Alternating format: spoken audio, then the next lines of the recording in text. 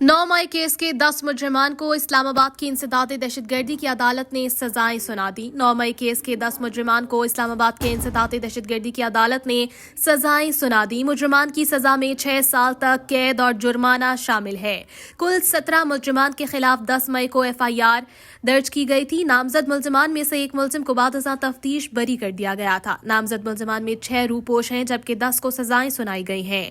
इंसदाद दहशतगर्दी की अदालत ने रूपोश मुलजिमान के नाकाबिले जमानत वारंट गिरफ्तारी जारी कर दिए। गिरफ्तार होते ही अदालत में पेश करने का हुक्म दे दिया। अदालत ने 9 मई के हवाले से दर्ज पहले ही मुकदमे में मुलजिमान को सजा सुनाने का तफसीली फैसला जारी कर दिया है।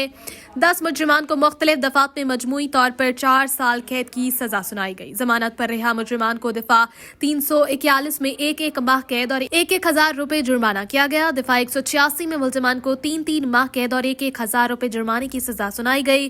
दिफा 353 में मुलजिमान को 2-2 साल कैद और 20-20 हजार रुपए जुर्माने की सजा सुनाई गई। दिफा 186 में मुलजिमान को 6-6 माह कैद और 3-3 हजार रुपए जुर्माना आयद किया गया। दिफा 149 में मुलजिमान को 3-3 साल कैद और 20-20 हजार रुपए जुर्माने की सजा सुनाई गई। इश्तिहारी करार दिए गए 6 मुजरिमान के नाकाबिले जमानत वारंट गिरफ्तारी जारी किए गए।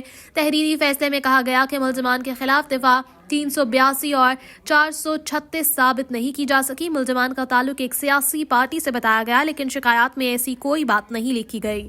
मुलजिमान को दहशतगर्दी समेत दिफा 182 और 436 में बरी किया जाता है।